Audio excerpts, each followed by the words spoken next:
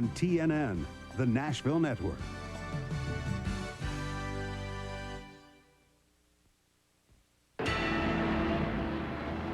Super Trucks, NASCAR's newest, most explosive form of competition. Full contact sport, and these trucks weren't built for hauling the groceries. They haul the mail and fast. The racing has been strong. The finishes have been spectacular. So is the race-long action. It showcased new stars and brought back some old favorite names to the front league of motorsports here in the United States. Guys like Mike Skinner and Ron Hornaday, who have fought the season-long point battle with Ford driver Joe Ruttman, stand atop this series. Super Trucks. Today, they slide around the road race course at Sears Point, California.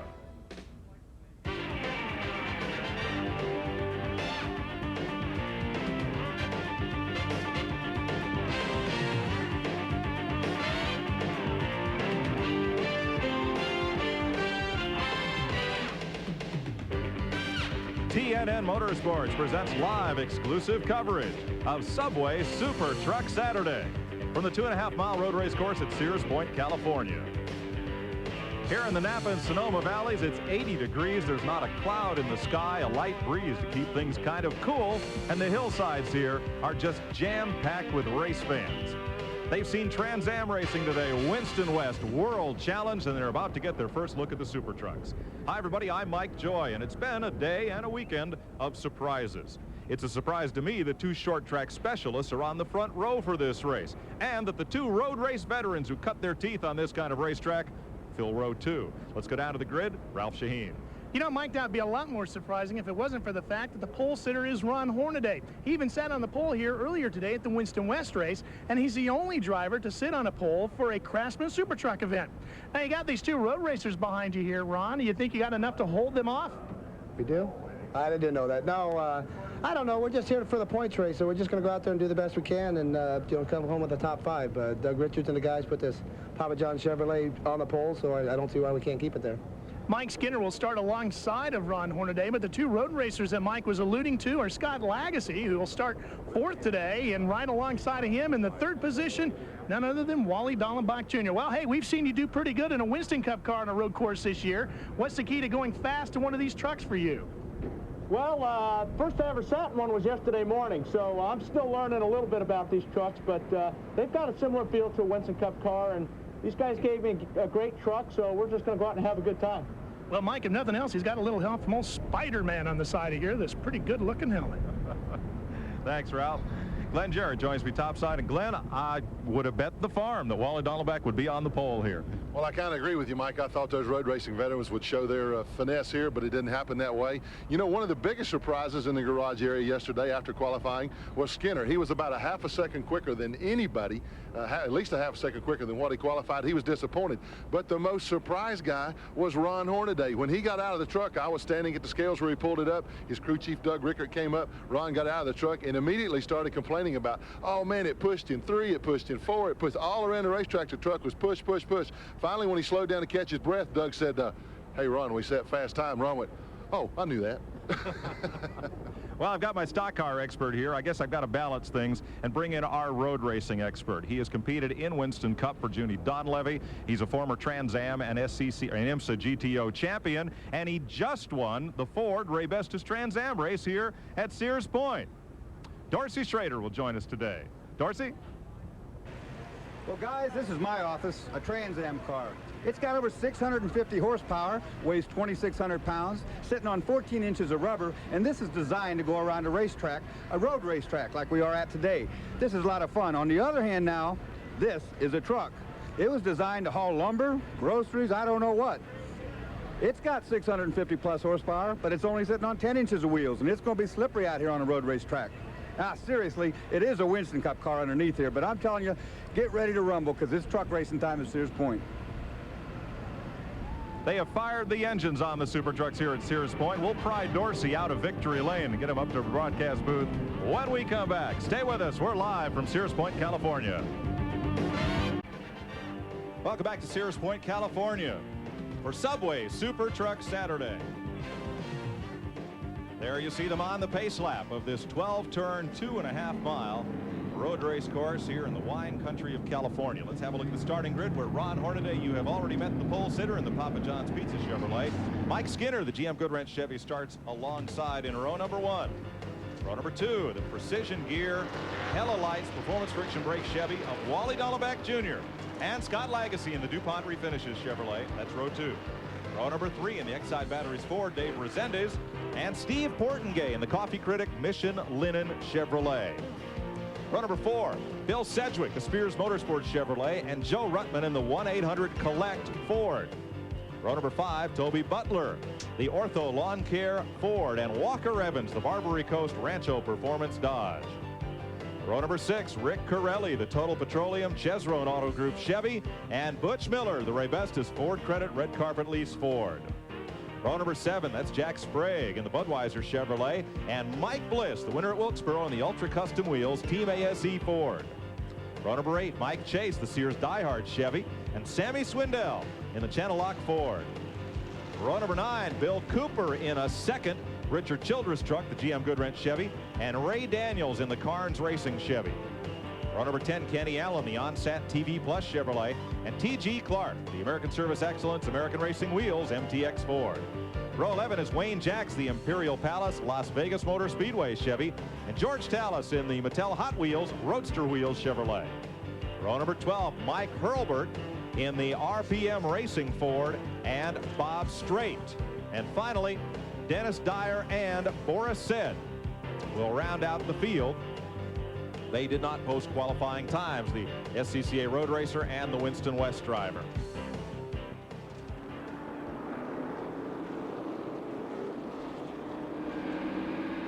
We'll be riding along with Wally Dolleback Jr. out of Basalt, Colorado, former Trans Am champion. And that is the Kurt Roaring Precision Gear Hella Lights Performance Friction Brakes Chevy. He starts third in that all road racer second row.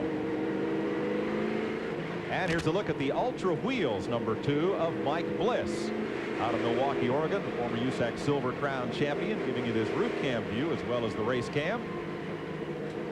He'll start in 14th today.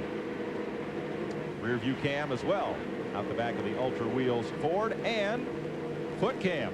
A lot of fancy footwork and a lot of shifting here at Sears Point. 8, perhaps 10 shifts per lap. Dorsey Schrader, who just ran a fast 90 minutes in the Raybestos Brakes Ford to win the Trans Am race in the Mustang, will take us around Sears Point. Let's give you a look at this 2.5-mile road race course here in the California hills. Down in the lower left corner is where start finishes.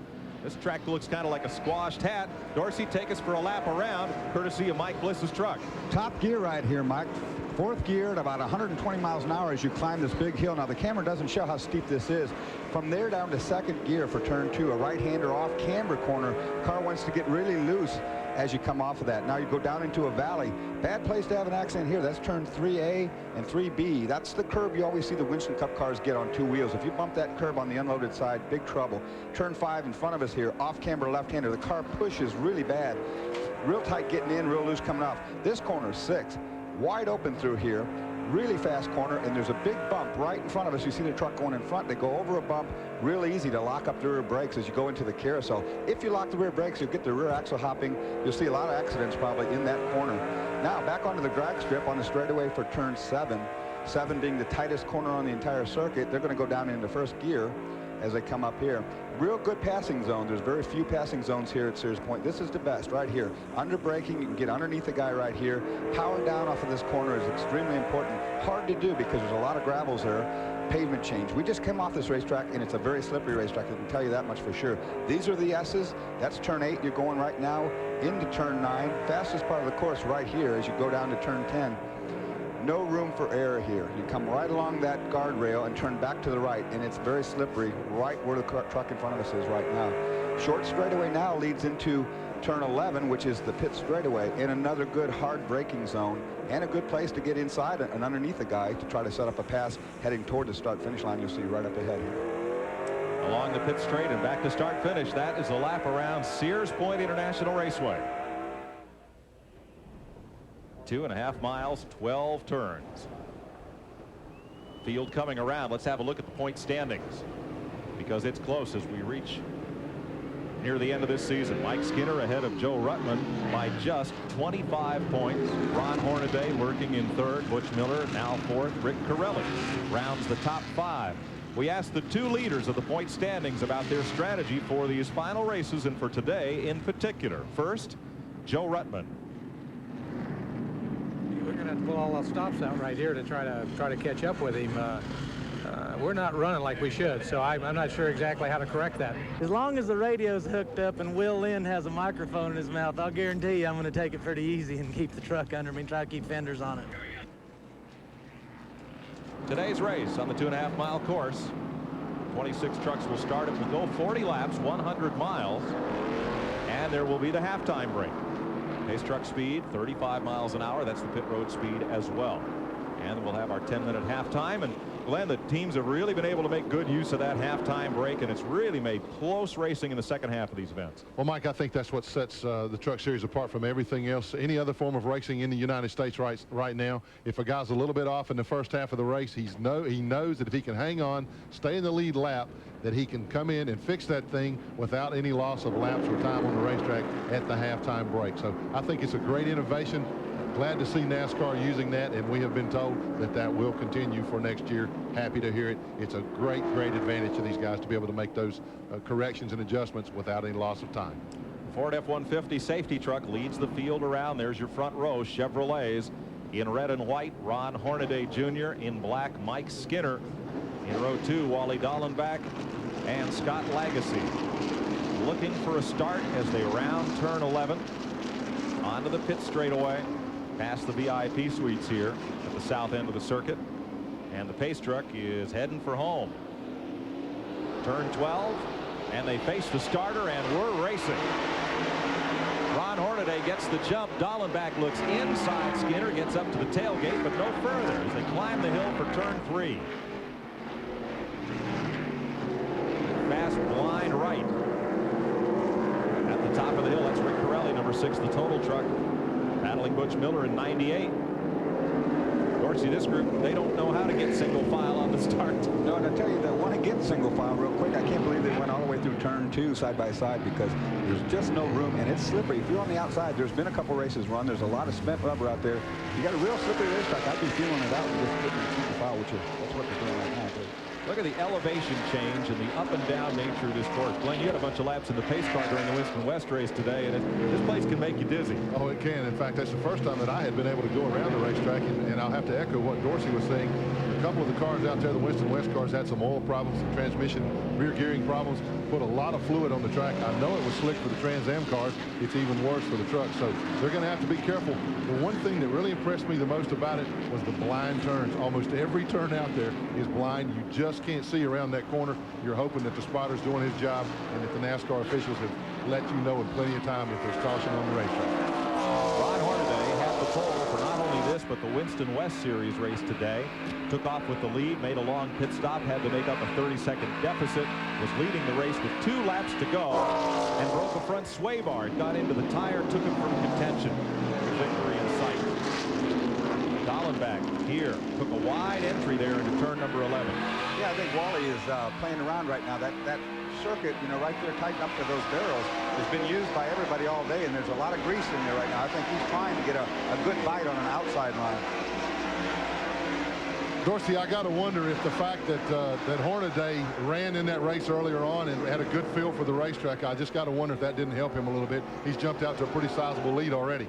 Oh, it helped him for sure. I've seen Ron Hornaday run here quite a lot, and he's always good. He's a good road racer, no doubt about that. I've seen him do really well at this racetrack. Dallenbach on Mike Skinner, side by side, and Skinner wisely jumps on the brake, lets Dallenbach underneath, follows him out of the corner. Now Skinner's going to get to go to school on Dallenbach. Yeah, that was going into turn 5, and that was set up actually going into 4. That thing was set up. Wally's run a lot of laps here. What he did was he got inside, made a tighter line, came off the corner, and just stuck his nose in there. Where did he defend against that? From Wally Dallenbach's truck, looking back at Mike Skinner through the California countryside, headed up for turn 7, shaped kind of like a keyhole. It's a very, very tight hairpin. And there's a big pavement change right where the truck is right there that they've actually taken one of those graders and graded it to give you some traction. Well, it didn't work. Here's the point on the course that gets my attention. Right here, the trucks slide across this corner, and just the road just drops right out from under. Yeah, that last corner there, turn 9, is very, very slippery, and you don't want to slide right off the road there, I can tell you for a fact. And that's a no-lift corner. Yeah, you probably ought to have to lift a little bit right there, you know, just to keep the car from sliding off. I'm curious right at this point, Dorsey, and I notice this when you come into this sharp turn here, number 11. Right before you get into that, you're really hauling the mail. How fast are you going down through there? You know, that's top speed right in there, just about anyway. I would think these guys are running about 140 in there, and that braking surface is not even. There's a lot of undulation in there, and it makes the braking hard. Hornaday leads it. Dallenbach is closing in. Mike Skinner runs in the 3rd spot. Scott Lagasse qualified 4th. He's running for it. Steve Portengay is in the 5th spot, and they head up the hill once again, and Dallenbach is gaining ground on the leader. He's coming in a hurry. Yeah, he really is. You know, something you really have to watch here. This racetrack is really, really hard on tires. If you run a hard pace like it looks like these two guys are doing early, about midway before that stop, those things are going to be going off, and they'll be falling back to a guy that's, say, maybe running 5th and being real smooth on the tires. But Glenn, if that happens, we'll see something we haven't seen in this series, green flag pit stops. Absolutely. We hardly ever see that. I saw just a little smoke come out of the back of Wally Dallenbach's truck right there before he entered that turn. I don't think it was brake smoke. It looked to me like, of course, it was before the braking point. He was heading up that hill, so we'll have to keep a close eye on that. I hope it's nothing serious. Wally's going to be strong competition for Ron Hornaday right now. You mentioned Steve Portengay was running 5th. You see Dallenbach at 18 there. Behind him, of course, would be Skinner, then Scott Lagasse, Steve Portengay. Portengay has run the Southwest Tour. In fact, he was a champion of that tour last year. He has had a lot of experience on this racetrack, and I tell you right now, from looking at what's going on early on, other than Mike Skinner, experience seems to be the key factor here. There are just so many places here you can put a wheel wrong, and so many blind entry corners. It's a very difficult track to master with a limited amount of practice time. A lot of folks come out here and go to road race school, and remarkably, even for veteran drivers, improves their performance. So the leader at 3 laps is Ron Hornaday. Wally Dallenbach is snuggled right up to his bumper as they come across the line. We'll be right back to Sears Point after this. 40 laps complete here at Sears Point. Hornaday leading Dallenbach, Skinner, Lagasse, and Portengay. Joe Ruttman runs in 6th. Dave Rezendes, Bill Sedgwick, Toby Butler, and Walker Evans looking for his 3rd top 10 finish of the season. You know, there's just something about this picture that's not quite right. And Dorsey, I know you started out in the Sport Renault Series, same as I did, and to see pickup trucks on a traditional road race course, there's something wrong with this picture. I mean, I love it. The racing's great, but the purists are all sitting there, you know, with their wine glasses and their cheese boards going, oh my God, what has happened? I think they put the wine glass down and got a beer out of it. Yeah, I really hope so. Yeah, they got one out of the back of the truck. Yeah, that's right. Because they look a little funny going around here, but they are going great. Let's go down to the leader's pit. Here's Ralph. We're here with Doug Richard, who just stood up real quick to check on his driver, Ron Hornaday. Doug, we're seeing a pretty heavy pace here. How much abuse can these tires take around here? Well, so far the tires have been holding up real good. Goodyear's got a good compound here for us, but the most crucial thing is not going in too hard into the corner and skid that inside tire. You know, we have to turn both ways here, and that inside tire becomes awful light. If you continue to skid them, you're going to wear them out, and it can give you trouble in about 10 or 15 laps. And Mike, as you know, and as Dorsey definitely knows, turn 10, turns 1, and turns 3 and 3A are probably the corners where you'll see most of that sliding on these tires. Ron Hornaday headed that way. There was a big cloud of smoke up in turn number 7, but we will stay green here. Remember, in road races, they can throw a caution flag just on one particular corner, and the rest of the track stay green. What's it like coming over that crest and down this demon drop here? Well, you know, as you hit that bump, you can actually come off the ground, all 4 wheels off the ground. And if you happen to be on the brake pedal before that thing lands, oops, that's a bad deal. The back end will start hopping up and down, and then you got to do a lot of negotiating to make it to the bottom of that hill. And a lot of praying. Yeah.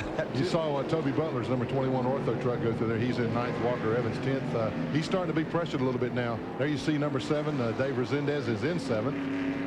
And I think right in front of him, Ruttman in 6th. Yeah. Good battle, good close action right there. Steve Portengay driving the number 83, doing a great job. Yeah, Running 5th. Battle of the 800 numbers there. Yeah. You know, make a collect call to the coffee company there.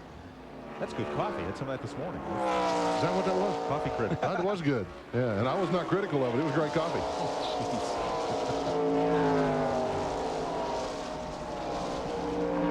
race action. And what's it like, Dorsey? I've only had a couple of road racing experiences. When you're in that tight traffic, you really got to depend on that guy in front of you, don't you? Yeah, you do. And you see the 83 truck right there just locked up that brake exactly like we were talking about before. In road racing, a lot of time you have to brake halfway through the corner. You know, you think you want to be getting on the gas by then, but you'll have to be on the brake all the way through the corner, and then that unloads the other side of the chassis, and the light tire wants to light up. And if you do that enough, you get a square spot, and that square spot keeps getting to the bottom, and then you got a miserable day. Is what you got.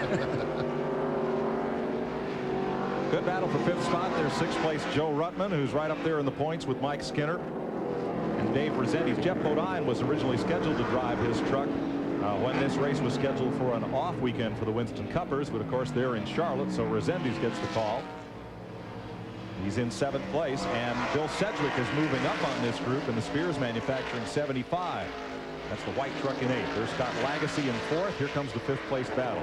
You know, you saw in that last corner, you saw some big chunks laying out there on the outside. And normally in NASCAR, they would put out, you know, yellow to clean that up debris, but that's nothing more than a big clump of rubber that's come off these tires. They just roll up into a big ball, and they get inside the fender. And here's a good pass going on. Whoa! In the dirt, and across the pavement, and in the gravel trap. Boy, he was lucky. I was just wondering. I was just going to ask Dorsey how he was going to set Portingay up, because it looked like Steve was holding him up a little bit, and wow. Well, he had the first part of that equation right. Yeah. Well, and one thing that shows here, these trucks just don't work on the outside tires. He dropped the insides off on the dirt, and by the time he got to the corner, well, let's have a look at it. Well, see, he's already inside of him. That's a good thing. Here it is in turn 7. He gets inside in the grass, and then the car just breaks loose, or truck breaks loose. Now, trucks have more traction in that kind of gravel, though, I think. I hope so. The truck looks better in the gravel than the race cars usually do. He'll get out of there, and we stay green. So Joe Ruttman drops from 6th place.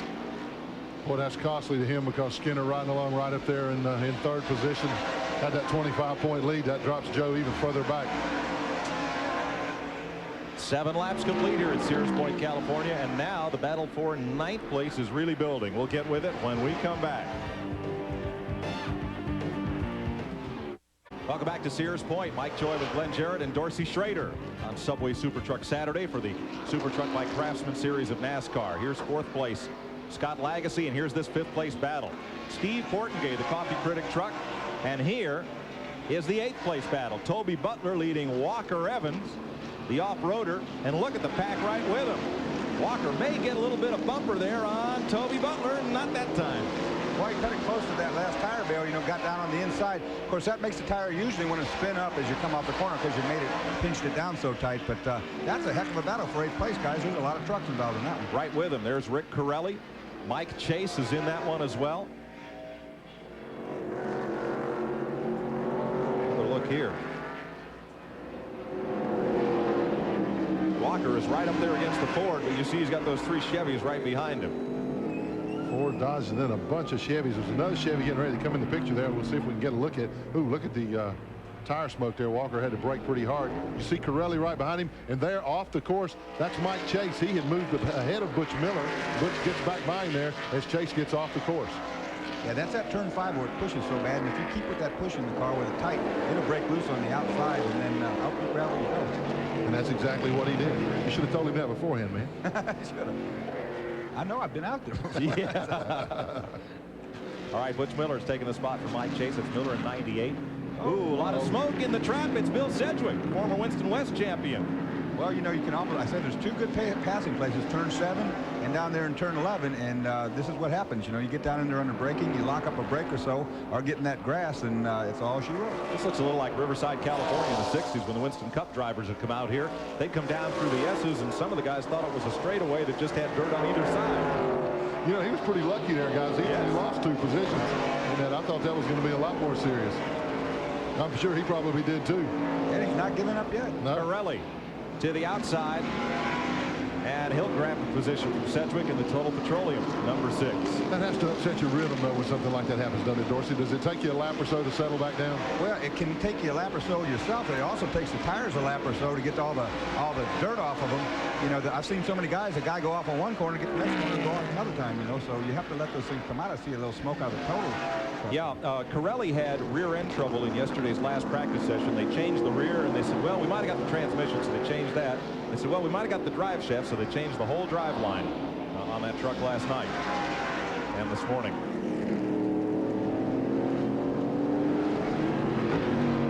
Rick Corelli 5th in the point standings. There's a lot more tire smoke there. Look at that. He's really smoking those things now. Yeah, I'm not even sure that's tire really, because he gets in the corner, and before the tire would break loose, I see that smoke coming out of there. So he might have an oil leak. Yeah, very, very good. Sedgwick. Now Sedgwick's back and got his rhythm. He's a cool customer. He's a Terry Labonte kind of guy, and he's got his rhythm back. He's run a lot of races here in Winston West and in the Southwest Tour cars. Back to full speed, and now he's got a mirror full of a couple of trucks there. Yeah, the one right behind him there, the truck that you just saw the front end of, that's Butch Miller. I had the chance to talk to Butch a little bit. I get a kick out of talking to him when he comes to a road course. He told the people at a Ford gathering this morning, he said, folks, he said, when you see me coming in here, he said, if you see a big smile on my face, he said, I'm having a great time. Change for battle for the lead. Almost a lead change. You watch from Wally Dallenbach's truck as he had a clean shot at that turn 11 where he runs a different line than Ron Hornaday. This racetrack is extremely hard to pass on, and you saw Wally go inside. Now that's fine, you can get up underneath a guy like that, but the outside guy gets more traction almost every time. And he'll out-drag race you down in turn 1, which is exactly what Ron just did there with Wally. But Wally's on the charge right now. We're going to watch his for a minute, because he's not going to give up with that one attempt. Also, Dave Resendiz has climbed right up to the tailgate of Steve Portengay in the battle for 5th spot as well. This is for the lead. Right now going through turn 5. This corner is very fast. You can't really tell from on TV, but it's quick. Here goes Wally now. This is where the car can lock up under braking. He looked to the inside, but he backed out, you know. If you get in there too deep and jump that back end, you just got a bunch of trouble. You've run a lot against Wally in Trans Am and in IMSA. What's it like to run against him? Well, Wally's a hard competitor, you know. If he's back there long enough, he won't mind his bumping you to let you know he's there. Actually, you just saw Hornaday get 2 wheels in the dirt right there. So he's trying real hard to keep Wally behind. Wally runs real hard. He's a real good road racer, no question about it, and trying to make a name for himself here in Winston Cup. Well, he's smooth, too. That's the thing that impresses me about the way he gets around here. And Hornaday is not. Hornaday just throws the truck around. Yeah, he's a charger. But both styles work. It's like comparing Ricky Rudd to Rusty Wallace. Yes. One smooth, the other just charges both around. Both styles work. That's right. A little defensive line right there from Hornaday. You see he's moved inside of Wally, not to give him that inside this time. Now Wally's going to cut underneath him here, try to get the drag race up the straightaway. Looked like he had a better exit speed, but didn't have any room. That's a pretty good engine that Hornaday's pulling in that 16s right there. 11 laps completed, Sears Point, California. Ron Hornaday is the leader. Wally Dallenbach in second. Mike Skinner in third. Here's a look at the top 10 as we go to break. If you 12 laps on the board. You're watching TNN's live exclusive coverage of the Super Truck Series by Craftsman, and Ron Hornaday has led from the pole in this Papa John's Pizza Chevrolet. And Dorsey, he is slinging the dirt as he goes around here. And look at this, he's opened up quite a big lead on Wally Dallenbach. Last time we saw Wally was right on top of him, but now there's a pretty good distance between those two. Got a little breather room. Wally's truck looks to me like Dorsey is sliding around a little more. We've got a caution flag coming out. Looks like a full course caution. Lights coming on the pace car as they come down through the S's down to 10 and head for turn 11. Now last night Hornaday said to crew chief Doug Rickard right here, turn 11, he said he wanted to change second gear in the truck. Now with a Jericho transmission you can change every gear individually, because right here coming out of turn 11 he felt he didn't have enough gear to pull out and keep ahead of people. So obviously that change has been for the better, because he's been able to pull Dallenbach coming out of that corner with a lower second gear. Really smart decision, because that is a key corner, because a long straightaway headed up through turn 1 and turn 2. If you can't get off that corner well, a guy can position himself and he will pass you every time. And this racetrack continually gets slipperier as the race goes on. So you can't get the same bite off of the thing you could have in qualifying. You know, and I'm wondering, Dorsey, also if this caution flag here won't give Dallenbach a little bit of time to cool those tires down. He was pushing really hard trying to keep up with Hornaday. I got to feel like this is a big break for him, as well as the rest of the field to catch up. But I think Wally might have something for him now to cool his tires down. Well, that's a real good point, Glenn. There's no question. He was sliding that truck around there at the end, and the tires were hot. And now he can just drive that thing, slow him down, you know, get him back underneath him. And of course, everybody who had any gain on the racetrack loses that. So the race is back on. Debris on the racetrack in the vicinity of the scoring stand is the reason we're under caution. So we'll take a break from Sears Point, California, and we'll be right back.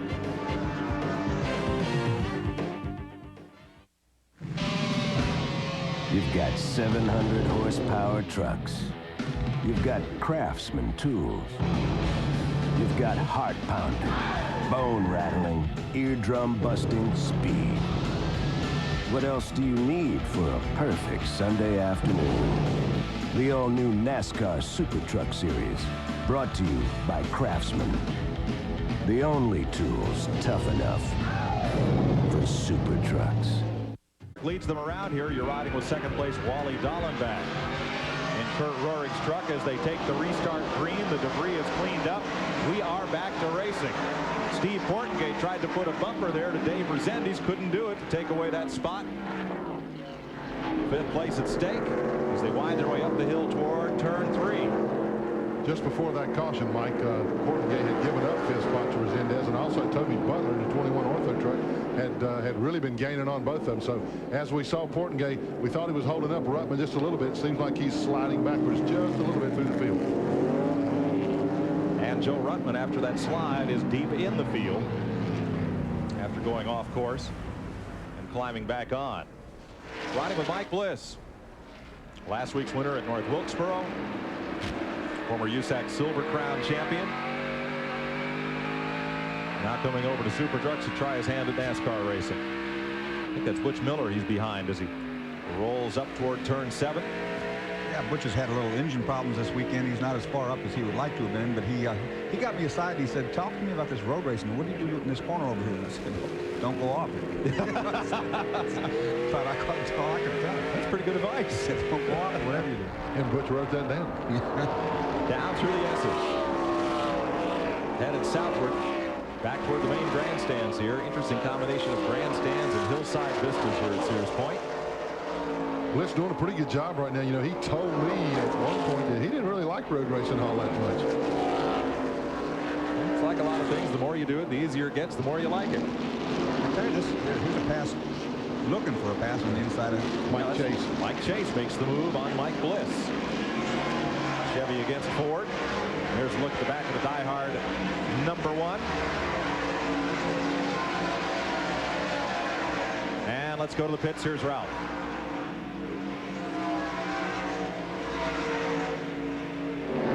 Let's check with Ralph.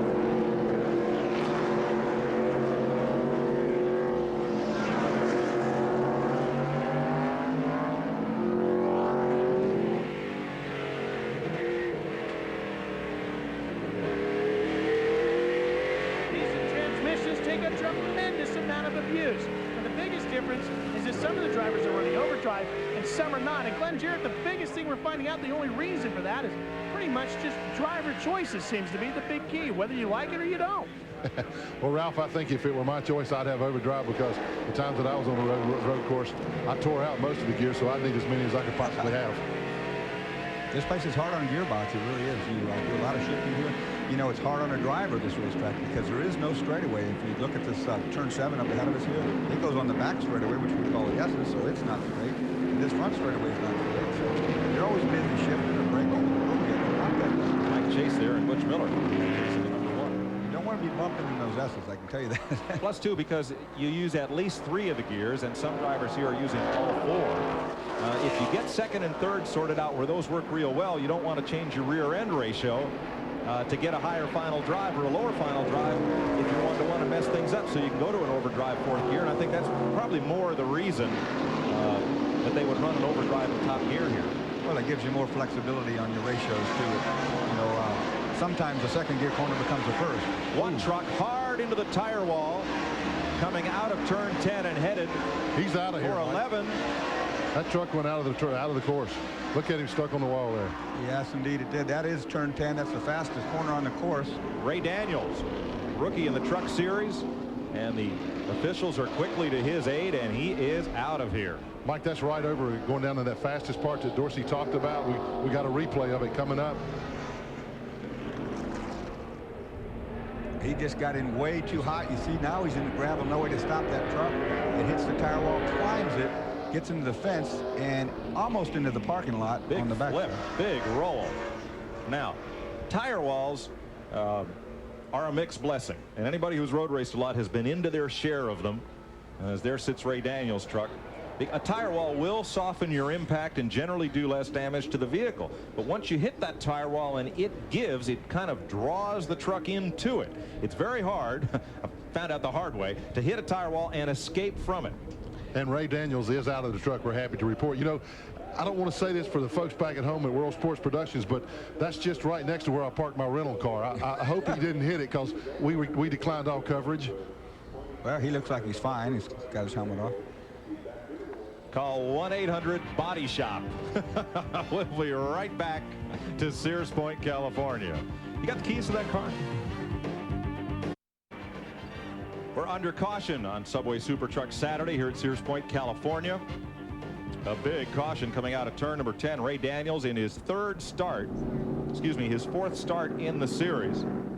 That's finished 19th at Topeka. Has a decidedly short bed pickup after this ride into the tire wall and up and over the concrete. This is not a spectator area, folks. It's along an access road. Kimberly and Tiffany have just told me my rental car is also parked right there, Glenn. So that's what's holding the truck up. Yeah, it's probably what the truck is. Yeah, you're probably right. Dorsey, can we get a ride with you to the airport? Yeah, no problem. So the big bucket loader and now these folks, okay, let's have the replay one more time. Well, you know, that's set up and way back there. When you come out of turn 9, you get loose going into 10, and it brought him right into the grass. Now you see the truck flipping along the top of that concrete barrier, which is behind the tire wall, and into that fence, which keeps it from going into where your rental car is, I think. We hope. Now, the folks that are replacing those tires are all volunteer workers. They're members of the Sports Car Club of America, and they man all the corner stations around the circuit here, providing assistance and radio communications to NASCAR in the tower. And their pay is getting an up-close look at the competition. And I know all of us amateur racers, well, we couldn't go racing without all these folks and their giving of their time. And they support the Pro Series events here as well. But they'll have that tire wall reconstructed pretty quickly. And you see the truck there in the upper left. If they can get it out of there, we'll be set to go back racing. And having rebuilt a tire wall like that, I can tell you that is not a pleasant job, because there's little bitty critters that live in them things. And they're not happy when trucks get in there and mess up their little home.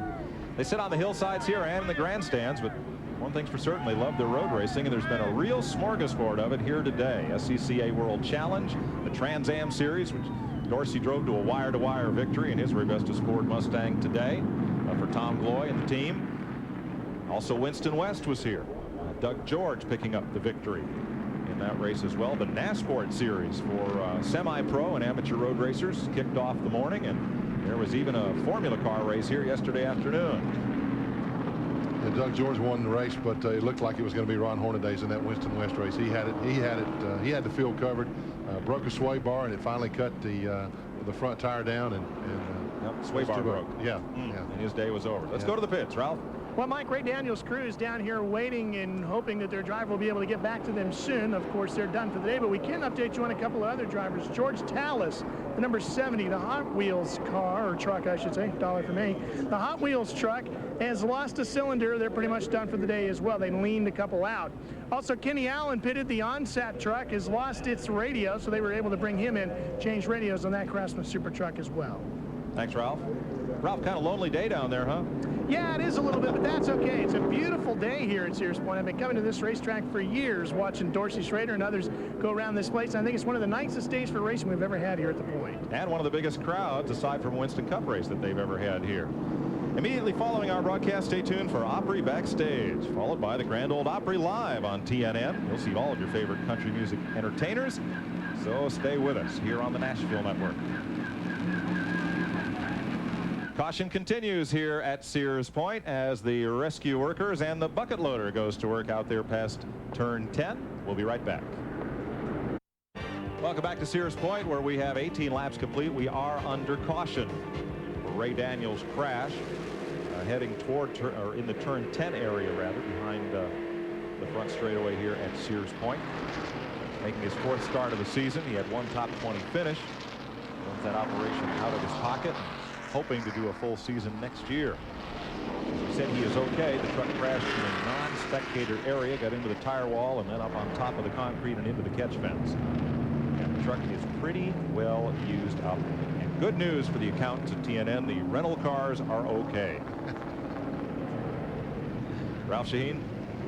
It's good news for the TNN guys, but really bad news for Ray Daniels, because this is the second time in a couple of weeks you've been upside down on your lid. He put a late model upside down back in Denver not too long ago. Tell us, as we watch it on the replay, Ray, about what it was like and what took place in the truck. I came down into the last right-hander there in fourth gear. The truck just didn't turn right. I either hit something on the racetrack, blew a tire. I'm not even really sure. Once I got off the track, I tried to put the power on it, try and spin it out, bring it back up on the track, but it just climbed the wall, and it was a hard ride. That was a pretty tough hit you took. I think maybe you ought to take a break for a couple of weeks and quit putting these things upside down. This is the only truck we've got, so we're going to have to take a break for a while. Good news is, Mike, they can fix a truck, they can fix a late model, and we don't have to fix Ray Daniels. Thanks, Ralph. The caution continues here. They'll get lined up and get ready to go once again here. Looks like another lap or two. What we've seen so far is Ron Hornaday take off from the pole and lead every lap. Wally Dallenbach get close to it, even at one point get alongside, but unable to complete the pass. Yeah, this is where that mid-race break, Wally's going to be talking to his crew about getting whatever problem he has, wherever his weakness is between him and Ron Hornaday. They will try to adjust that chassis now and get that thing, because he's so close, but Hornaday just seems to have a little bit more truck than Wally. He does, and one thing I'm seeing as they come off of 11, Dorsey, is I think he's got a good bit more power, or like Mike talked, is probably the gearing choice that he made. When he comes up to speed down the front stretch here at the start-finish line, he immediately puts 4 or 5 truck lengths on Dallenbach. Wally can pull right up to him, and then Ron just runs off and leaves him, and that kind of handling is pretty hard to overcome. We always say that if you can win that drag race out of turn 11 to the start-finish line, that's the race. The guy can be faster in the back part, and it doesn't mean darn thing, because if you get down there side by side, you get more bite, a better gear or whatever, and can outrun him down here to start-finish, you're going to win a race that way. You're right. In one of the prime textbooks on road racing, Alan Johnson's Driving in Competition, he said the most important corner on any road course is the one that leads onto the longest straightaway. And I would more agree with you folks. The corner that leads to the start-finish line is the most important corner, and here that is turn 11. Yeah, that's where you win it or lose it, right there. That's it. We're going to stay yellow to lap 20, and that will lead us to halftime. That comes up in 1 lap. We'll take the 10-minute break. They'll reconfigure these trucks, and we'll check it out after this. This time, a lot of caution laps today on account of the big crash at turn 10. Ray Daniels up, over, and out of here. Well, you hate to see one of those. I tell you what, that's a scary moment. It's good to see him get out of that truck all by himself and take his helmet off. You know he's okay walking around, but that was a hard impact and a big flip, and it's not good when you're going in that tire with. So they'll take halftime this time by and then come around for the halftime break. This is lap 20, the halfway lap. So pit stops will be the order of the day. Next time by, what are we going to expect, Ralph Shaheen? Motocross title, some of those on a supercross machine as well, and now you're getting ready to run a super truck. Tell me about this. Well, in '91 I retired from motocross, and Chevrolet was good enough to give me a shot instead in stadium truck racing. We had some successful races, we won some races, but then that series went bankrupt, so now I'm moving on to a different category. I started racing Sportsman this year down at Cajon Speedway, won the championship there, and Scoop Vessels was kind enough to give me a shot. So a few people, Jimmy Smith, No Fear, ASC, Mechanics Institute, and a couple other people are putting together the money to give me a shot down in Bakersfield. So I'm excited. I'm watching it here. I'm smelling the gas from the tires. I'm ready to go racing. Rick, one of the best two-wheel guys ever, Rick Johnson, is finally going to get a shot at one of these super trucks. And you know what, Mike? You get to see it all live right here on TNN at Bakersfield. That's right. TNN has all 3 of the last super truck races of the season. Wonder how excited he would be if he saw that big crash back on the back. He's had ones. Might calm Rick down a little bit there. Well, he's been higher in the air than that. That's true. I can tell you. I can tell you what the advice he gave me before I went out and trained in the race. Yeah, what was he told me to take my knuckles up. It was going to be a fight. And it was. It's quite a battle for the Trans Am Championship. Came right down here to the final race. Well, that's become a great racing series. I think the Trans Am right now sits as America's premier road racing series, a position it occupied in the early 1970s. It's back, and you're likely to see some more of it right here on the screen as we get to 1996. I'll tell you what, as a road racer, it's really comforting to look out here and see all these fans that we have here. Of course, a lot of that because of these NASCAR trucks, Trans Am itself. You know, we've got a turnout here that is just most I ever saw outside of the Winston Cup weekend. Don't be trying to fool us, Dorsey. That's all your family out there, man. We know who those people are. I had to buy that grandstand. I gave them seats away.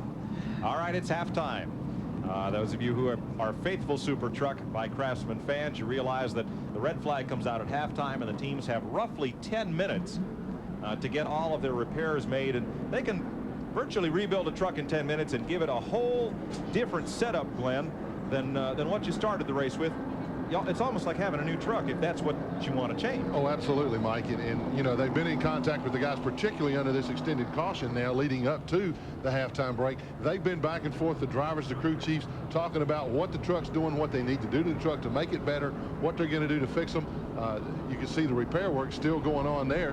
Boy, they've made a lot of headway there. They've done a tremendous job getting that thing fixed. I thought that it would take. And there's Ron Hornaday. You see tire change going on the right side of his truck right there. So they've had plenty of time to talk it over. Let's let Ralph find out what's going on down there. Ralph? Well, we're going to sneak here and see if we can get a word with Ron. Ron, can you tell me a little bit about how the truck is handling and what changes you're going to make to it here during this pit stop?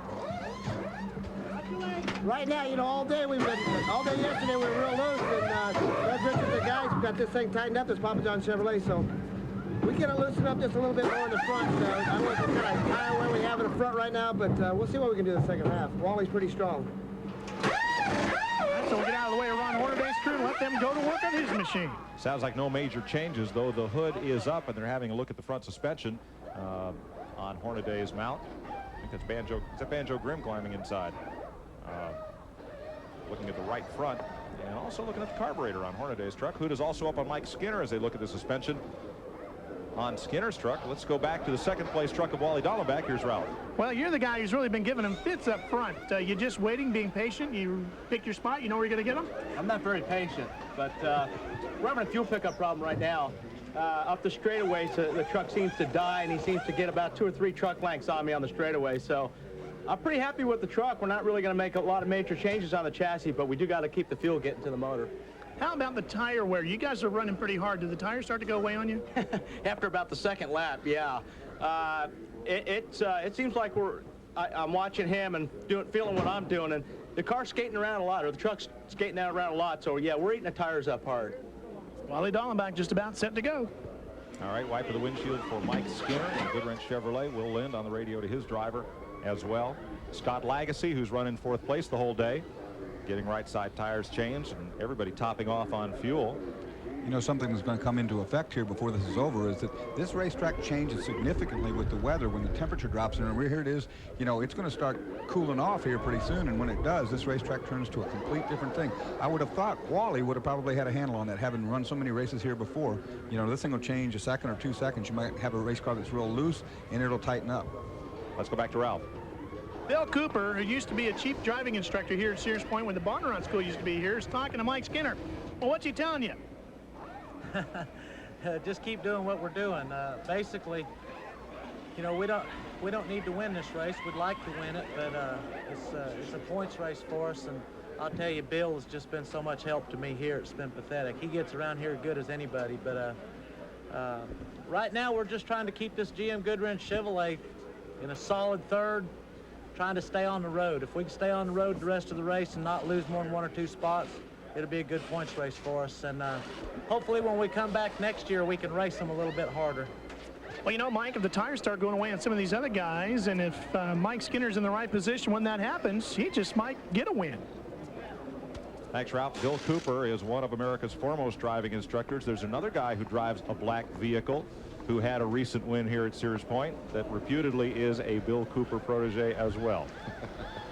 Wonder who that would be. There's a lot to that story. Most of which will remain untold. There's Mike Bliss's Ultra Wheels #2, the Jim Smith truck. And the winner at North Wilkesboro, and a kind of odd thing happened with their pit crew after that victory. Hopefully we'll get to show it to you here as the afternoon goes on. We're at Sears Point, and we'll be right back. It is halftime.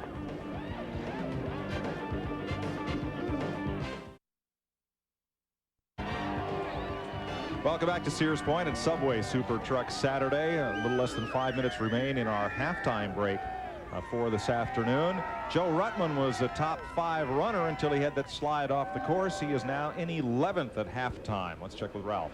Joe, tell me about the incident while you were chasing Mr. Portengay. Well, you know, he didn't want to give a lot of room, and I don't blame him. I probably would have done this. I would have done the same thing. I think it's heels and shoes, and it seemed like we were doing. The thing was decent up to that point, and maybe we affected the tires. Maybe the flat spotted them or whatever, because we just didn't seem to run as good after that. So we're just we're not going to do a whole lot because it was doing decent. So we just have to hang in there and see what we're going to end up with here as the race progresses. Now that the crews looked it over, does it seem to be okay? Yeah, I guess so. It didn't. I just got out in the sand. I'm hoping it didn't hurt any of the pans and stuff we had up in front, because that hurts a lot of the downforce in the front of the truck. But we made a couple minor changes, and obviously we got to pass quite a few trucks to even get in a competitive position. Well, the crew must feel pretty confident about this truck, Mike. All they've done is just dust her off and take a look underneath and seem to check a few things, but not a lot of repairs going on here. It looks like it's okay. Well, Ralph, at the front of the grid, they are still working under the hood of Ron Hornaday's truck. Has been pretty feverish there with 3 or 4 mechanics up and under working on either both sides of the engine or the front suspension. We'll try to get an update from there. Mike Bliss, there's the Ultra Wheels #2 of Jim Smith, an accomplished off-roader in his own right. And since Mike stepped into this truck in mid-season, he's done some great things with it.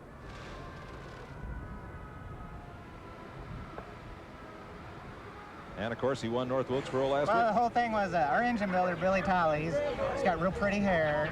And he said, if you ever win a race, I'll cut my hair. So we're going to cut his hair right now.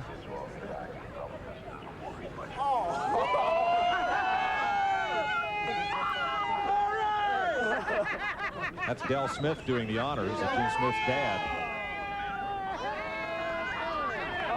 Boy, what a hack job that was. Actually, he got it tuned up last night. I went to a Ford dinner with him, and he had to go to a professional and have that taken care of a little bit. So our own Kimberly Johnson is that professional in the booth with us here. I need a trim, Kimberly. You did good. Oh, Billy, I tell you what, Billy was really good-natured about it.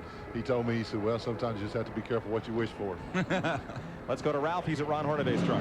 They changed the transmission on this truck this morning, Mike, and they had a vent line that was leaking. They got it all fixed up, buttoned up, and they seem pretty confident that it's nothing for them to worry about. Okay.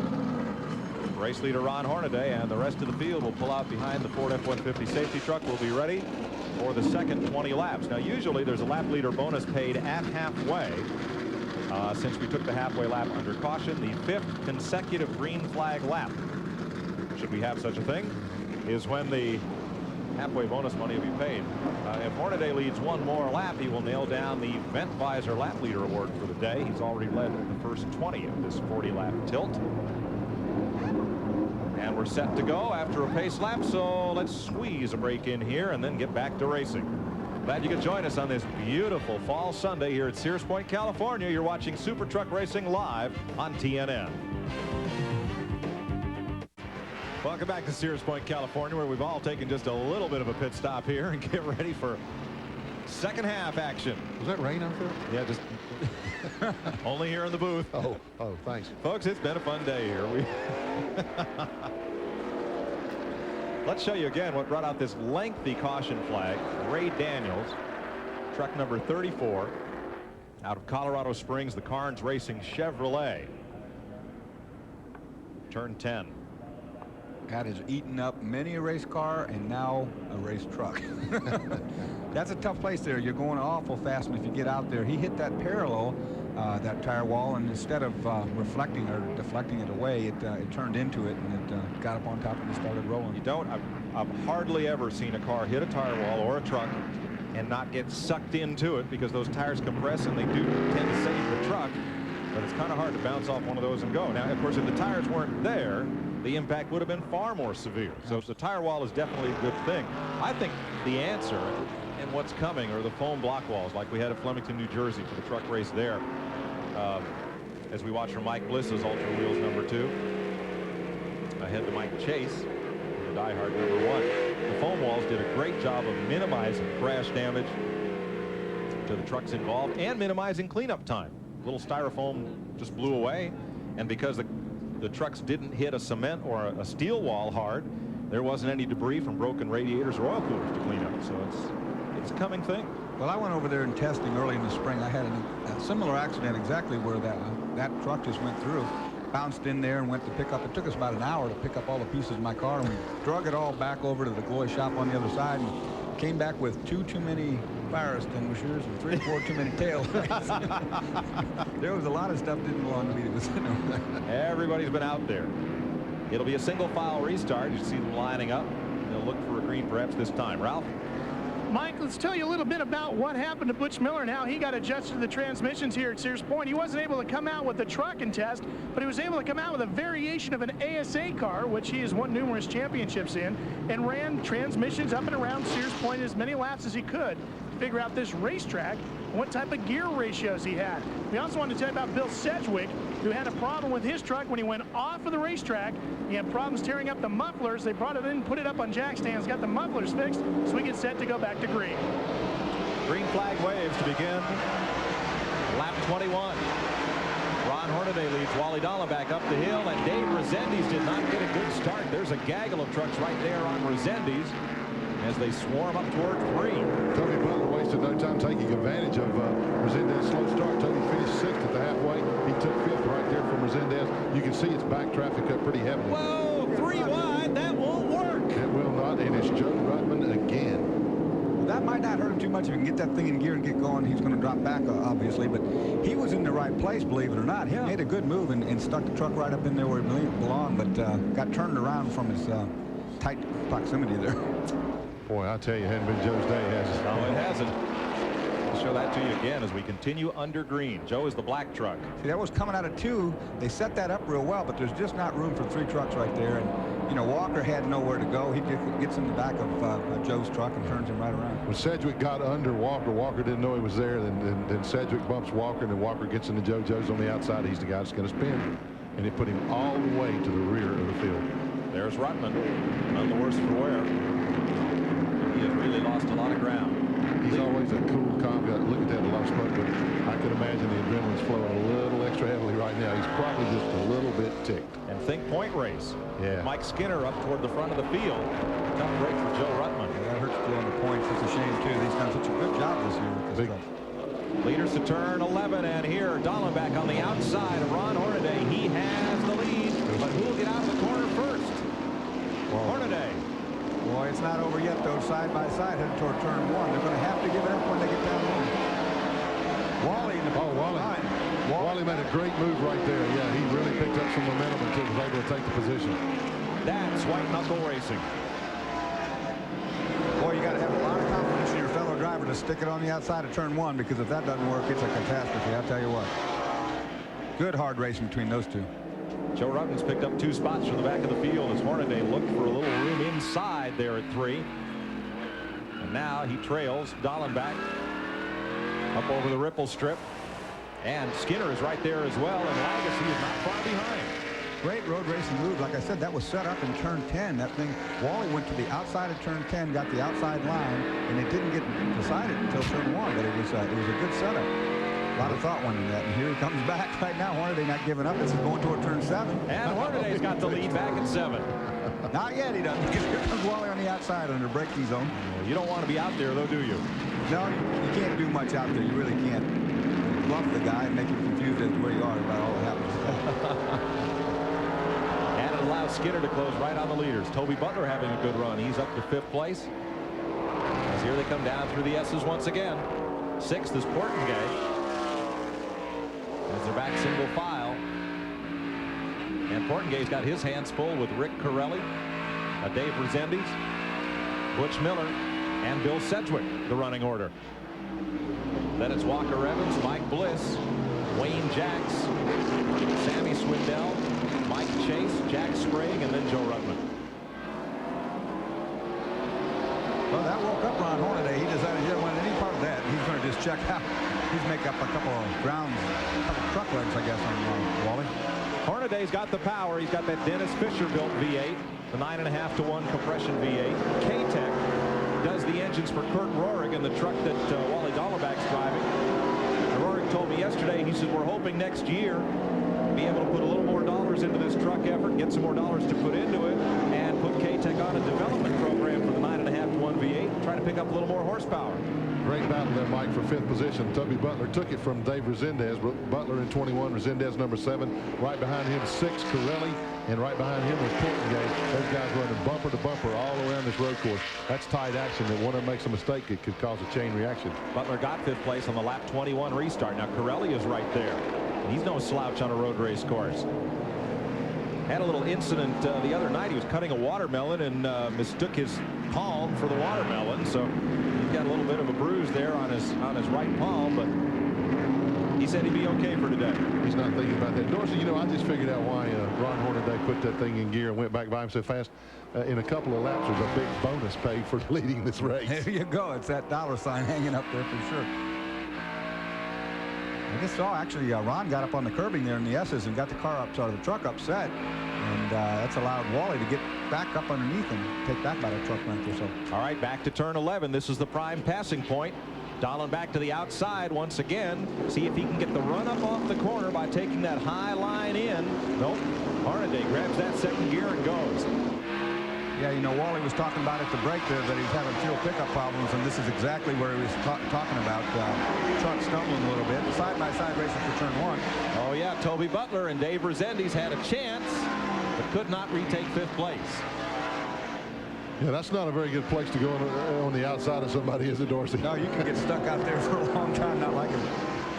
There's a big old hill up above you there, too, that you get off in that dirt, you can climb that thing. You can get upside down there. I can see that. Oh, yeah, it's happened many times up there. Update on Joe Ruttman. He has climbed up to 15th position. Here we go again. Inside under braking. This is a tight one. Oh, Dave. He's going to make that stick. Man. And they bump? Yeah, a little bump right there. You see the dent in the door. And here comes Corelli. Once that door's open, Rick Corelli goes right on through it, and Toby Butler will drop from 5th to 7th.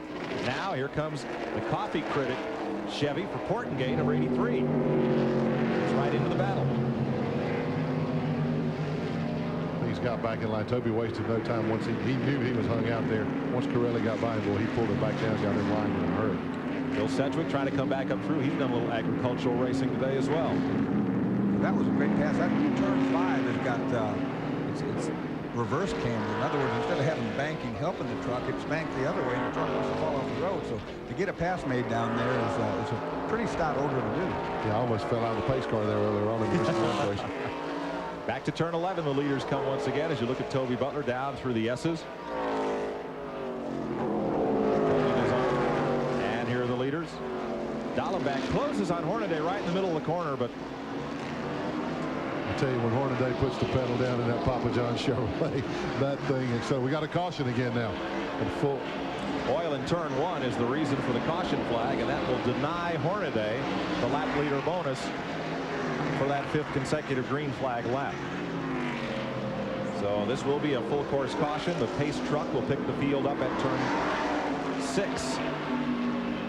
Take a second to say hello to Jackie Clapp. Ken Clapp is NASCAR's VP of Western Operations. Jackie usually here at the races, but under the weather and convalescing, home watching the show. Hope you're back with us soon at the racetracks.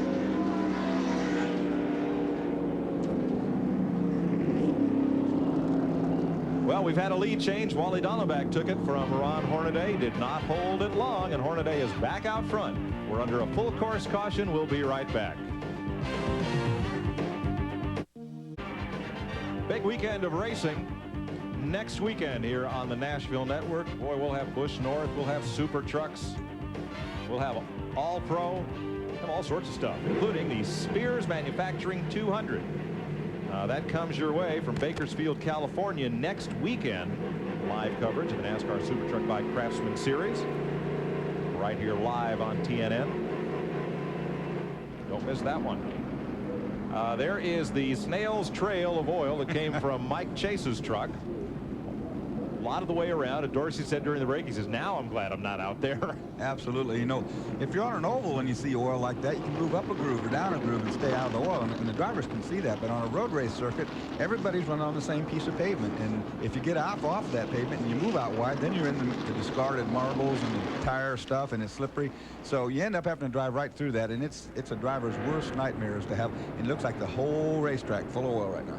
Yeah, that's a rather unique system they have for putting out that oil, but there is one big patch, and they're putting it right over the patch of oil that was there, the stream of oil, and then using the spreader there to spread it out there. This guy's planting grass seed. Or feeding the chickens. By the way, that race from Bakersfield, California is next Sunday here on TNN. We'll also have all-pro action from Nashville the same day. Here's Ralph.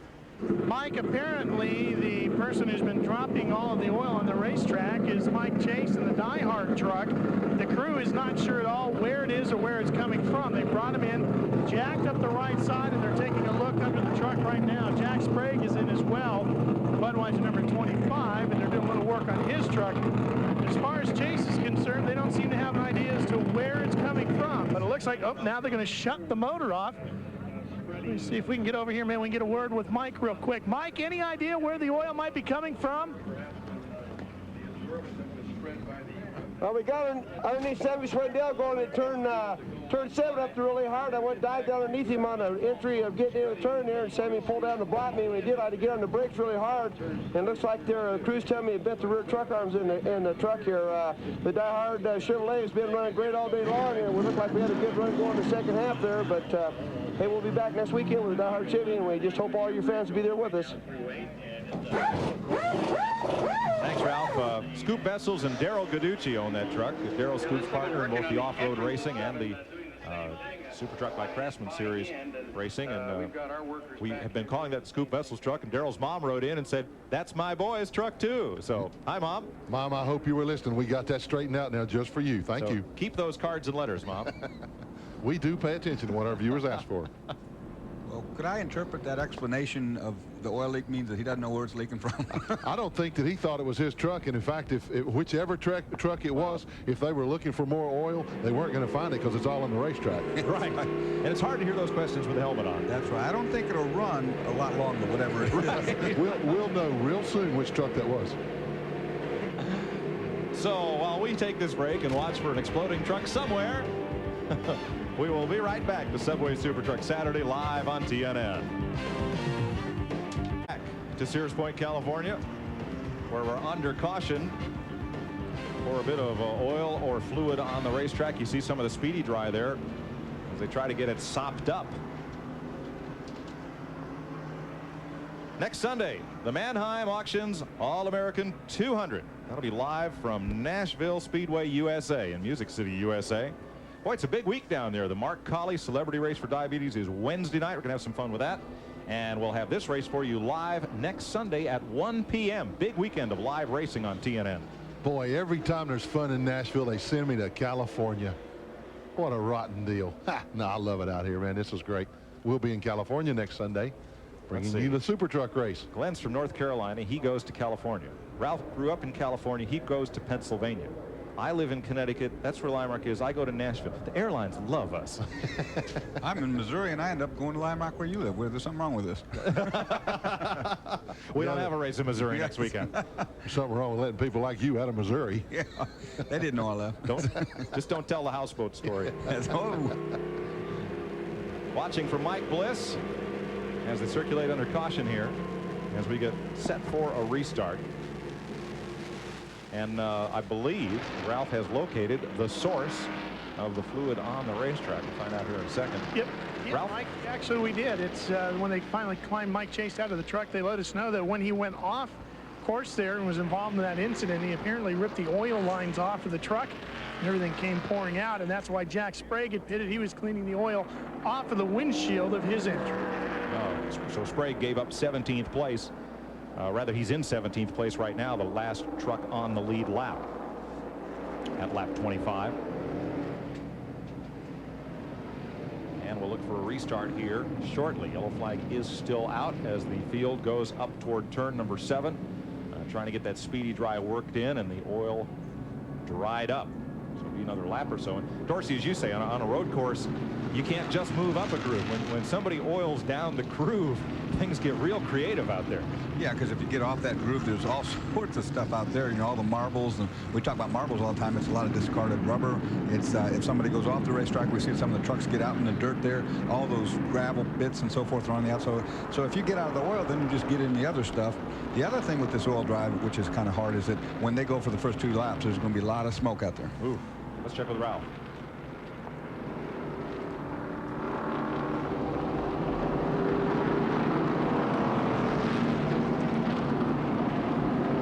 you talked about the problem with Wally Dallenbach and his fuel system not being able to get it to run smoothly. The truck was having a misfire. It's a venting problem. And what makes it even worse for Wally is the fact that it happens only at high speed. Well, the fastest portion of the racetrack where he seems to be having the biggest problem with it is right across the start-finish line down here on the front straightaway area. And that's really going to be a hassle, Mike, if he's in a tight drag race off of that last turn to the checkered flag. If he's got a problem and it's right here at the start-finish line, that is not where he's going to want it on that last lap. He'll be looking for another place to make that move. Interesting, the sponsors on that truck, Performance Friction Brakes, and as well as Precision Gear and Hella Lights. They all make parts for race trucks, but they all make parts for street cars and trucks as well. So just another example of the parts for your car being made better by being tested out here in as tough a competition as you'll find NASCAR racing. You know, we're getting a good look at Wally Dallenbach there as he comes. We're still running in second place. And most of the time when they run that truck, Johnny Benson, the Busch Grand National champion-to-be, drives that truck. It's always competitive, and I can't believe that as good as that truck runs, Mike, that they're not going to, I heard you talking about him a while ago, but I can't believe that they're not going to be able to find somebody to run a full schedule in that truck. That is an awesome, awesome super truck. Well, Benson didn't have a great day. He was about 88 laps down at Charlotte in the 300 today, won by Mark Martin. And finished second to Dale Jarrett. Third to Jeff Purvis, fourth to Mike McLaughlin, and fifth to Jeff Fuller. Full details tomorrow morning on TNN Race Day. We'll be right back with you live here at Sears Point. Going to look for a restart next time by as they try to scrub tires and the racetrack clean. Coming down here toward turn number 10. Here's Ralph. Standing with Kurt Rohrig, who owns the truck that Wally Dallenbach is driving. Does it seem like the venting problem is going away? Yeah, so far the second lap of that session, Wally turned his fastest lap in the race, about 7/10 quicker than any lap in the first half. He's just kind of sit on Hornaday and see if he can wear him down. He's real strong, but our PFC Precision Gear Hella number 18 Chevrolet Super Truck is running real good, and Wally's real happy. Let's talk a little bit about next year. You've had two of the best drivers in the business between Wally and Johnny Benson behind the wheel this year, and they seem to be very strong. What's the status for next season? Well, we're pretty happy to announce that we're going to have Johnny back for a limited 7-race schedule, but in addition to that, we're trying to put together a deal to run the full 24-race series for the championship. We can't really say much more about that right now, but we're excited about it, and we'll be naming another driver to run that full series. Here we go, Mike. For the restart, green flag, and Dallenbach stays a truck length back. Steve Portengay and Toby Butler go at it going up the hill, and Joe Ruttman's on the move. And also Dave Resendez once again did not come up to speed. The truck just won't take off. Once they get going, you see he lost 3 spots there in the restart. After he runs a couple laps, things are fine, but he has to work his way back through that track. That's the number 7 Exide truck, the Resendez, and Joe Ruttman collect call coming from NASCAR. Stop and go penalty for jumping the restart. Boy, poor Joe. You talk about having the opposite end of the day I had today. Yes. Day. All right, Dallenbach all over Ron Hornaday. Dorsey, that oil looks like it's cleaned up pretty well because they're right on line. Yeah, I was surprised at that. It did look pretty clean right there. Of course, it was the worst, I guess, up in turn 1, and they didn't seem to have any problems there. So, clean up crew, good job. Mike Skinner trying to hang with the leader, Scott Lagasse, in 4th. Rick Corelli, 5th place point man, in 5th in the Chesron truck. I don't know, guys, if I'm Hornaday and this is the first lap we've run and they put all that speedy dry down, I got to tiptoe just a little bit around there. I got to really take it easy, be a little more cautious. I sure would. Look at this. Does this look cautious to you? See, they're just a little bit off of that line of speedy dry. Just Right take a now, little bit tighter line, but not through here. No, right now they're right on that speed dry. They didn't seem to be outside much, so that's pretty good. And here goes Dallenbach to the outside again, trying to set up Hornaday. Try to do that drop and dive out of turn 11, and again Hornaday grabs second gear. Look at him pull Dallenbach here. Man, that was awesome. I mean, he really blitzed it in that time. Dorsey does. Oh, here's Ruttman. Now he's spun out. We're talking maybe one of the worst days in history for anybody ever in any kind of racing vehicle. Things just continue to happen to poor Joe. Yeah, that was down there in the turn 11 area. He got turned around backwards there, and we got a black flag out right now for 84 truck. Yeah, stop and go penalty for jumping the restart. It was not Joe's day. wonder if he was trying to get slowed down to make that stop. Let's see. We're going to see. Well, I think he might have had a little help as quick as that thing turned around. They don't normally turn around quite that fast. Sorry, just had the tail end of it, but he was on the inside. He was not looking for pit lane. But time by. The first thing he saw when he got the truck right and headed down the front straightaway was the black flag board. Yeah, that's not a good thing. Particularly not after you just spun. Lost 4 times. All right, leaders head up toward turn 7 once again. That keyhole at the north end of the racetrack. Ooh, Hornaday out wide, and Dahlbeck just about had a bite out of Ron's back bumper. You know, he got on that pavement change, and he couldn't get the truck to do anything. It just got out there and started sliding. You can't put any gas on right there like that, or you'll spin out. And there was Wally just starting to launch off that corner and almost got in the back. And Dahlbeck not wanting to lift and give up the momentum that he built coming out of that corner.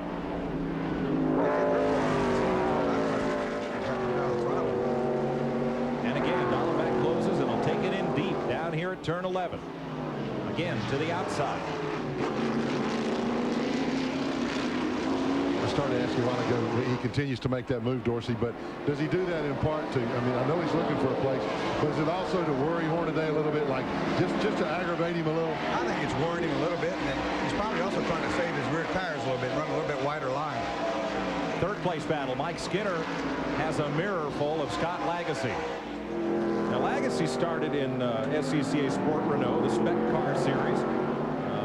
As Dorsey won a championship there, so too was Lagasse national champion.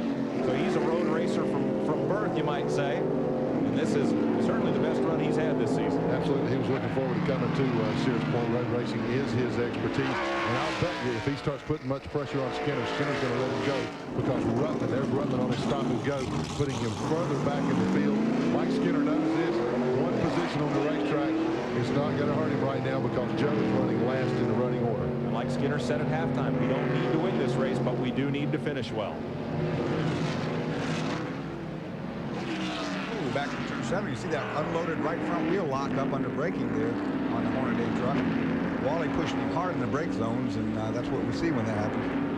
Is 7 or 11 the slowest turn on this course? 7 is actually slower than 11 is. It doesn't look like it, but it because of the pavement change and because the truck breaks loose in the middle, it ends up being slower. Good race for third, and back just behind these trucks for 5th place. Things are really heating up as well. There's that pack coming. And there's Scott Lagasse in 4th, chasing Mike Skinner out of 10 and headed down for turn 11. There's the 2 leaders. Right in the middle of the corners where Dahlbeck seems to just lose just a bit of ground on the leader. There's Lagasse keeping the truck tight and down to the bottom of the racetrack.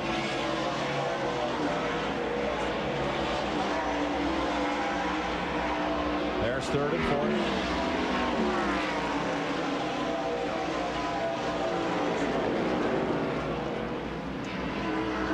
And here for Mike Bliss. Now he's part of that pack racing from 5th on back. Bliss just ahead of Walker Evans in the Dodge. Big announcement from Dodge. They scheduled a press conference for Tuesday about their plans for next year. No details, but I anticipate that Tommy Archer, longtime Chrysler Corporation racer, may show up with a Dodge truck next season. He did run a couple of races with a Ford, and I think he'll be at Bakersfield with that Ford next week. I think Dodge is going to really be a force in the series next year, Mike. They really like what they've seen so far. They know that it's good for pickup truck sales. They got a great pickup truck. Aerodynamically, theirs is one of the best. Ford has a new front end coming out next year. I don't think it's any better than the front end that Dodge has on their truck now. They have really taken to this truck series. They're going to be here to be a force next year. Here's this whole pack from 5th on back that Mike Bliss is chasing. Back in 11th place, Butch Miller just in front of him. Walker Evans just behind. There's the pack. Good tight racing there. That's Portengay and Pirelli. Toby Butler, Cedric, Resendez, Miller, and Mike Bliss all running there. Bumper to bumper, tailgate to tailgate. And Walker Evans. There's a look forward at that group. As you can see, Butch Miller and that white Ray Vestas Ford trying to chase up and gain a little ground on Resendez. Big break zone here. Turn 11, and everything packs up tightly. Now Miller has the bottom side on Resendez, who pushes way wide, and they're side by side. And there's the drag racer. Resendiz won at that time. Dorsey, what I'm seeing down there in turn 11, Resendiz on the outside got the better jump off the corner, and that's where Hornaday places his truck. Dallenbach, by taking that late entry, wide entry, and late apex, is coming off the inside of that corner, and he's not getting as good a bite as Hornaday, and the same thing just happened there. Absolutely right. You know, you take that outside line and you don't light the tires up because you're running less radius on the corner, and the thing will launch. The guy on the inside's got to pinch the car down to get underneath you, and when he gets on the throttle, it just spins the tires just that little brief moment, and that's all it takes to get that jump on a drag race up to turn 1. So for the lead, and this should be the 5th consecutive lap under green that will pay the halfway bonus money. Ron Hornaday, we'll have to check and see if he has officially led every lap. Dallenbach did take the lead from him, but I'm not sure if he led across the start-finish stripe. I don't believe so. 32 laps are down, 8 to go here at Sears Point. We'll be right back. Now for your home and 6 laps to go, and it's been eventful while we were away. Wayne Jack spun at turn 6, and Walker Evans up at the keyhole there, turn 7. Turned it around. Here's a look at it. Well, nothing wrong there. Walker's forced outside. You see the car pushing real bad. He's out there in the marbles now. Going to get on the throttle, try to get back on the racetrack, but no adhesion there, and around he goes. Steve Portengay was the truck on the inside, the Coffee Critic 83. And we talked about if you got trapped to the outside on the marbles, there it was right there. He got pushed to the outside, and you saw the front wheels turning, but this car or the truck headed straight on, and that's good old tight understeer push. Yeah, it's a helpless feeling too, and knowing you're going to go ahead right for those marbles, and it's going to get worse. Yeah.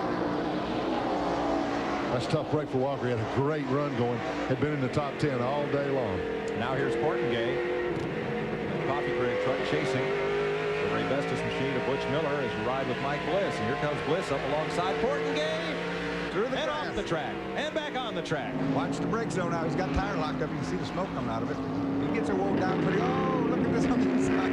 It's getting really slippery up there, guys. You see the trucks are really starting to slide now. Well, that's because they're off the pavement. I mean, I think Portengay's got a little problem. He was running 5th just a few laps ago. He has already dropped back now. He's in 11th place, dropping steadily back through the field. Well, maybe 10th because of the spin that Walker Evans had, but he's got a problem. Yeah, it looks like a smoke coming out of from the back of that truck. It could be leaking oil. Yeah, both those trucks. You see the 2 truck with Bliss and the 83 Portengay. A lot of smoke out of Portengay. There might have been something up when he went off the course there. Let's check with Ralph. It's a transmission problem, Mike. He had lost 3rd gear not too long ago, and the truck had been smoking out of the back end. Thanks. Yeah, it is. It's smoking out of the back end big time right now. You got to ask yourself if the reason these trucks are sliding around is, you know, is there a little oil getting down on the racetrack? And he's being black flagged right now. NASCAR's going to bring him in. He's putting a lot of fluid down on the racetrack. Tough break for the Southwest Tour champion, Steve Portengay. Had a good run going all day, too. He did. He'd run strong all day, but I knew that there had to be something wrong because he was running a strong 5th, and all at once, boy, he started dropping like a rock. And that would have equaled his best finish of the year, which came at Louisville. Well, guys, I'm impressed with these trucks. I tell you, they put on a good show on the ovals all year long. This first time they come to a real road racetrack. I think it's the hardest road racetrack there is in the United States. And, man, we're having a heck of a truck race here. You didn't say that because you won today, did you? This hardest track? No, I had nothing to do with it. You could say it anyway. Let's check with Ralph.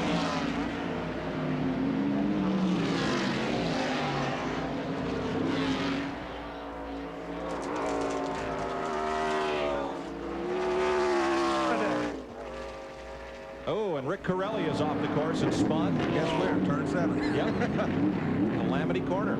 I tell you, it's real slippery up there right now, and you see all these trucks having a hard time getting the car to stop and get on that outside. Like we said, there's no getting it to turn anymore, and you get up there in the marbles, around she goes. Corelli was in 5th place. So he gets back out just in front of Sammy Swindell. And Corelli looks as if he suffered no damage in that spin. Now, let's try for Ralph once again. Let's talk to Kurt Lord real quick. Kurt, it looks like you're not having a whole lot of shots at Ron Hornaday. Is there a problem? Yeah, we've developed a little bit of a high-speed engine misfire, and he's just going to bring it home as best he can. Wally's doing a great job. He's going through all the corners faster than anybody else out there. He stepped in to pinch hit for Johnny Benson in Charlotte this week, and he's done a great job for us. Unfortunately, we didn't give him enough truck to win the race. He's definitely enough driver to do it. Wally Dallenbach running 2nd in his first Super Truck appearance, and Rick Corelli was just passed by Sammy Swindell and Jack Sprague. Corelli continues at speed, but he is off the pace. Yeah, whatever happened up there has definitely slowed him down. Mike, his truck is really slow going up the hill there in the turns 1 and 2. So right with Wally Dallenbeck here, as he is approaching the slippery turn 7. Problems in the last few laps. And where we see Ron Hornaday, the race leader. I think he cuts that corner every time and throw a little debris out there in front of Wally, slow him down a little. You know, that could be happening. That really could. The Cup guys used to do that at Riverside, and they'd call it slinging rocks. They'd drop a wheel off for the express purpose. Parnelli Jones was probably the best at it. For the express purpose of trying to pepper the car behind's windshield. Well, it'll work, I'll tell you that, not only windshield, but if you're getting that just that loose soot gravel out there, it is slippery. And you see Wally sliding that truck all over the racetrack, so his truck is really loose right now. Watch him come off this corner. He'll be sliding up toward that wall, I would guarantee you that. Yeah, you saw a good four-wheel drift a while ago. You saw the truck, in fact, the whole side of the truck came off the ground, so it's really loose for him. He's just hanging on. Doing a great job with a loose truck and a miss, too. A lot of smoke now out of Mike Bliss, number 2. That's not going to last long, unfortunately. There's only a couple of laps left in the race. 3 to go. Boy, it's right down the wire, and that thing is smoking well. Big time. See Butch Miller coming through there. And there is Bliss again. We'll see what kind of smoke pours out of the thing as he accelerates. The more he accelerates, the more it smokes. And he's getting a black flag. So, wow, tough break. Boy, last 3 laps, everybody's getting a black flag. We got probably a pretty early racetrack to win. I'd say 40 laps is just about the limit today.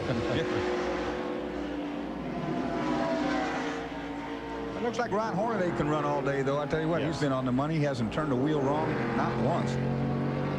The only smoke that we've seen out of him is the dust he's kicking up as he leads the competitors. Right. Which he'll probably do right. Yep, see? Right there again. I guarantee you, while he's coming that corner every time, he's like, quit doing that. Ron's just out for a little Saturday afternoon drive. You know, he loves this place. He's won here in several different divisions, and as we said earlier, probably would have won the Winston West race earlier here today, other than equipment malfunction.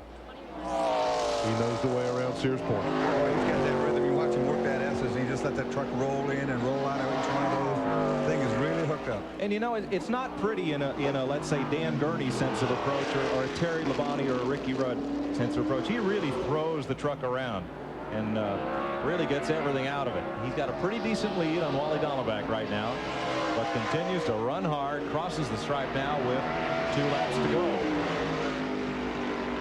Dallenbeck up the hill, marking at about 4 seconds first to second place.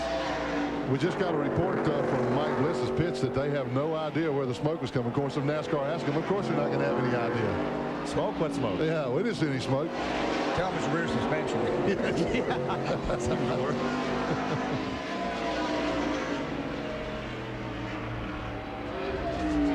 They still got the board up for Bliss, but then he's still getting a black flag. But there's only 2 laps to go. So the rule is that they don't pull the card until after 2 laps. This is questionable here. He may be able to finish. If they give him the black flag with a white cross on it, that means your scoreboard or your scoring card's been pulled. Ooh, boy, I hope I never see that. That means you're just riding around for the fun of it. Yeah, you're an invisible man. Look at it, right he cuts it more every time. And that definitely makes that corner slippery. Take this, Wally. Yeah. Steve Portengay attempts a repair and goes back out. Refilled the cup. Yeah. Whoa, Ron. Whoa. Had to slide the line corner on that one. I'll tell you what.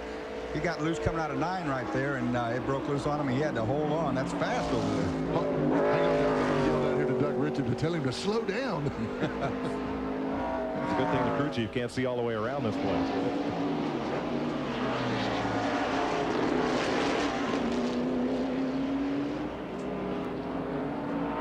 Ron Hornaday tosses that truck around. He's got a very aggressive style as he takes the white flag. Leaves nothing in that truck unused.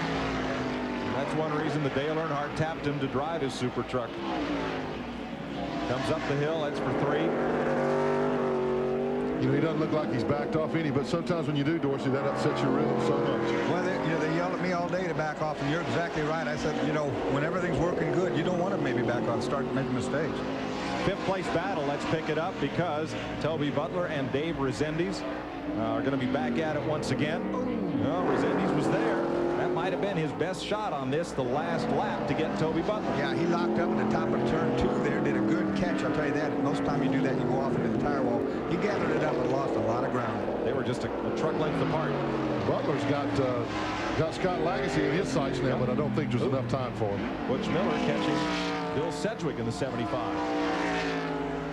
They have a couple of passes here on this final lap. There's Ron into it again. He's consistent. Yeah.